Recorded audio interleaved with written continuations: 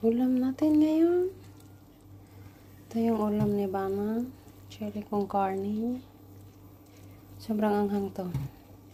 Yan yung chili. Ito yung kasyalota. Nag-request siya ng mais.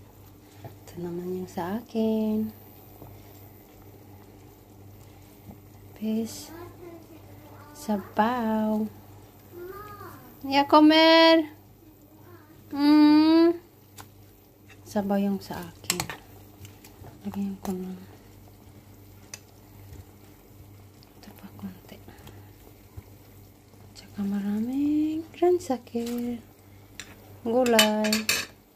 Sabaw with gulay. At ito naman yung kay Robert. Tako. Sa akin sabaw.